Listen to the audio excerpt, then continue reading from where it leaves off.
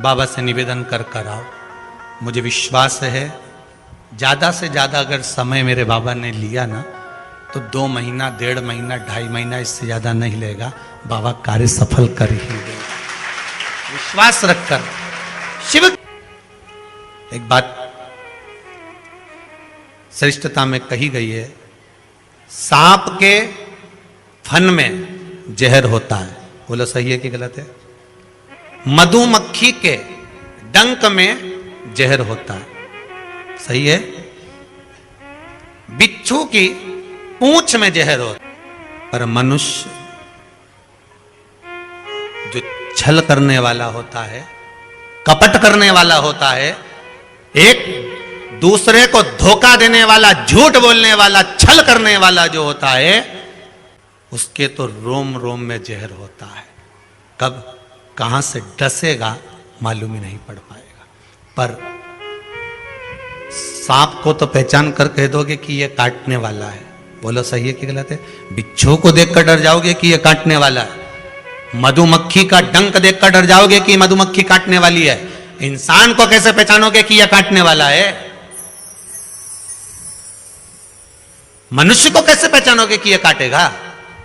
मानव को कैसे पहचानोगे कि यह काटेगा? हो सकता है तुम्हारे नजदीक में रहता हो, तुम्हारे साथ में रहता हो और कई वर्षों तक साथ रह रहा हो, कब काट जाएगा आपको मालूम पड़ेगा? नहीं। सांप को देखकर भर जाएगा कि इस काट सकता है, बिच्छू काट सकता है, सांप, ये मधुमक्खी मुझे डंक मार सकती है, पर मनुष्य को कैसे पहचानोगे? तो शिव महापुराण की कथा एक बात बहुत सुंदर कहती है कि जितने विषैली हैं, मधुमक्खी शंकर जी के पास,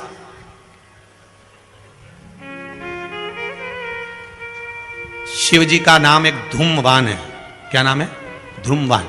माता पार्वती का नाम एक धूमावती, जिनके पास में मधुमक्खी ढेर, पूरे शरीर के आसपास में मधुमक्खी है, धूमावती के। शिव जी के गले में सर्प, वो भी विषैला, कानों में बिच्छू, वो भी विषैला। हम कैसे पहचानेंगे कि ये व्यक्ति विषैला है, ये हमको धोखा देगा, ये कपट करेगा, ये छल करेगा, ये झूठ बोलेगा, ये प्रपंच करेगा? कैसे पहचानेंगे? शिव महापुराण की कथा कहती है हमें पहचानना नहीं है। सांप डसेगा, ये उसका काम है। मधुमक्खी काटेगी, डंक मारेगी, ये उसका काम है। बिच्छू डंक मारेगा, ये उसका काम है। और मनुष्य हमको छलेगा, झूठ बोलेगा, कपट करेगा, हमारे साथ धोखा करेगा, ये उसका काम है। पर एक बात याद रखना, सांप का जहर उतारने वाले का नंबर अपने पास रख लो। काटेगा तुरंत उसके पास पहुंच जाना, फोन लगा के मैं आ रहा हूं, काट खाया। बिच्छू काटे, बिच्छू वाले का नंबर अपने पास रख लो, जैसे ही काटे तुरंत उसके पास पहुंच जाओ। मधुमक्खी काटे तुरंत उसके पास पहुंच जाओ। उसी तरह मनुष्य जब काटे तो श्री शिवाय नमस्तुभ्यम मंत्र याद रखना, बस जहर उतर जाए। शिव है, औघड़ी है, दयालु है, दातार है, कृपा का सागर है। महाराज ऐसा कोई कार्य नहीं जो बाबा नहीं करता। एक बात अपने ध्यान में रखिएगा, जिस समय पर आपको लगे कि कोई समस्या बहुत बड़ी आके खड़ी हो गई है, और बहुत बड़ी समस्या है, और आपकी दृष्टि में लग रहा है कि आपको ये समस्या बहुत बड़ी है, आपकी दृष्टि में आपको ऐसा महसूस हो रहा है कि ये समस्या बहुत बड़ी है और इसका कोई हल नहीं निकल रहा, सब जगह से होकर आ गए, हर जगह जाकर निवेदन कर लिया, विनती कर ली, और वो समस्या आपको लगता है कि बहुत बड़ी है, तो शिव महापुराण की कथा कहती है, महाराज बेलपत्री के पेड़ के नीचे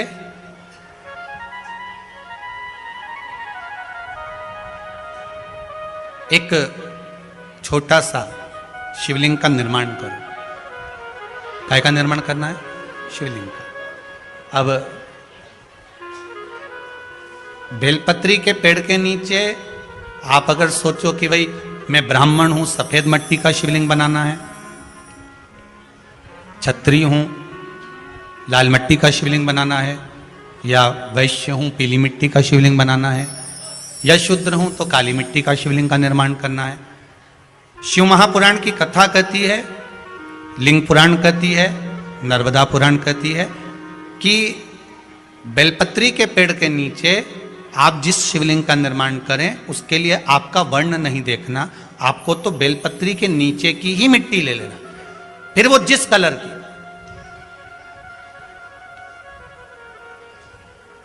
हाँ, अगर आप घर में शिवलिंग का निर्माण कर रहे हो तो आपको वर्ण देखकर मिट्टी लेना है कि हम ब्राह्मण है तो सफेद मिट्टी का शिवलिंग बना ले, वैश्य हैं पीली मिट्टी का बना ले, क्षत्रिय है लाल मिट्टी का बना ले, शूद्र है तो काली मिट्टी का बना ले। पर अगर कोई समस्या बड़ी विकट है और आपको लगता है कि इसका कोई हल नजर नहीं आ रहा, इसका कोई हल ही नहीं दिख रहा है, और ऐसा लग रहा है कि ये उलझते जा रही है गुत्थी, अब सुलझना नहीं है, अब उलझते गई, और लगे कि अब ये सुलझना नहीं है, और अब ये कोई, हमने जितनों को बोला कोई नहीं सुलझा सका, हमने बहुत सोर्स फोर्स सब लगा लिया, तब एक बेलपत्री के पेड़ के नीचे या तो सोमवार को या सोमवार की अष्टमी पड़े उस दिन या फिर प्रदोष के दिन, प्रदोष काल में शिवलिंग का निर्माण कर लो। और महाराज 5 सफेद फूल, थोड़ी सी काली तिल, एक यज्ञोपवीत, पंचामृत स्नान कराने के बाद बाबा को समर्पित कर कर, बाबा से निवेदन कर कर, घी का दिया लगाकर विनती कर कर, उस शिवलिंग से निवेदन कर कर बाबा को अर्ध परिक्रमा देना है बेलपत्री की। कितनी परिक्रमा देना है? आधी परिक्रमा बेलपत्री की। आधी परिक्रमा कैसे? जैसे शिवलिंग का निर्माण आपने यहां करा तो सामने बैठकर अगर आप उठे हो तो आधा बेलपत्र के पीछे जाना और वापस लौट कर आ जाना, पूर्ण परिक्रमा नहीं, अर्ध परिक्रमा कर कर शिवलिंग को नमन कर कर, दीप जब ठंडा हो जाए शिवलिंग को उठाकर निवेदन कर कर विश्राम कर दीजिए। उस कार्य को बोलकर शिवलिंग को जल में विसर्जन करना। कौन सा कार्य? जो सब दूर से आप हार गए और लगा कि अब इसके सिवाय कोई सार तत्व नहीं है, तब करना ये उपाय, तब करिए इस उपाय। बाबा से निवेदन कर कर आओ।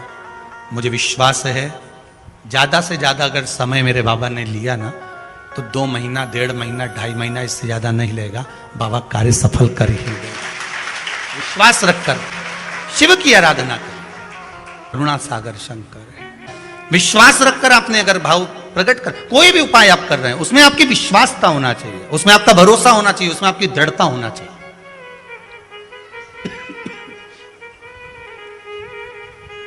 और यदि विश्वास प्रबल है, प्रेम जब अनंत हो गया, रोम रोम संत हो गया।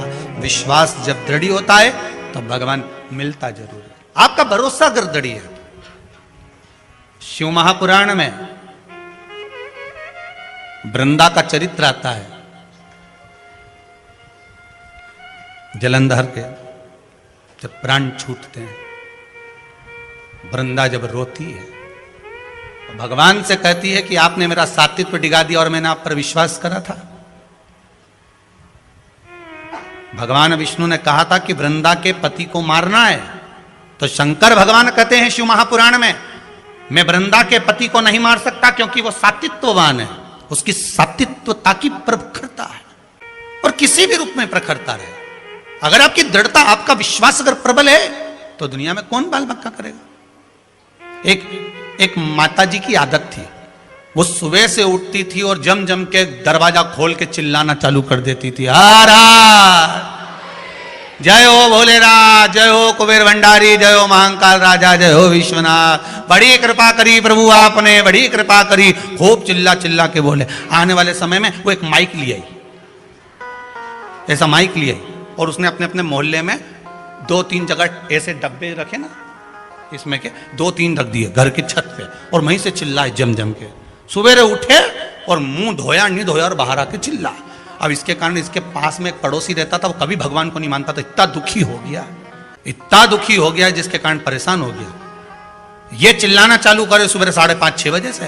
अब वो बेचारा बड़ा दुखी, किससे कहे, और वो झगड़ा करने आए तो ये लड़ने भी बैठ जाए। और लड़े कैसी?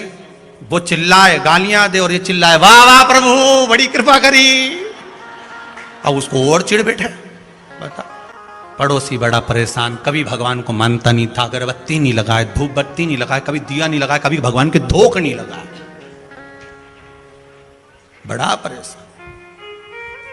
अब एक दिन सवेरे सवेरे इसने माइक उठाया और चिल्ला के बोली शिवरात्रि के दिन, भोलेनाथ हर हर महादेव, जय महाकाल राजा, जय विश्वनाथ, बड़ी कृपा करी प्रभु, बड़ी कृपा करी, पर आज घर में खाने का कुछ नहीं है,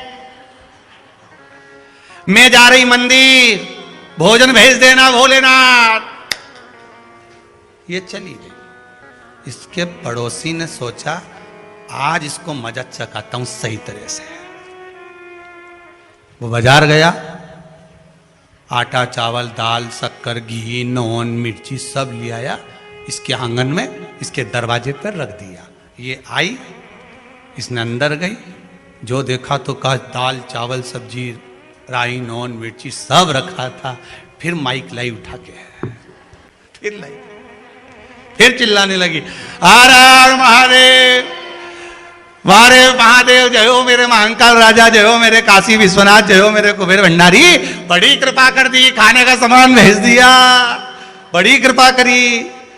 इतने में पड़ोसी दौड़ कर आया, मूर्खों जैसी बात मत कर, कोई भगवान नहीं आया, वो तो मैं ला कर रखा, वो तो मैंने ला के रखा, तू तो भगवान से कह के गई थी, कहां का भगवान आ गया। इतने में इसने फिर माइक उठाया, हर हर महादेव, जय हो महाकाल राजा की, जय हो काशी विश्वनाथ की, जा खोलने से भी दान करवा दिया। गजब, ये कभी महादेव के नहीं माने, इसे आटा चावल दिलवा दिया, बड़ी गजब कृपा कर, बड़ी गजब। उसने कहा तेरा भगवान आया था देने, मैंने रखा, मेरा जय जयकार कर।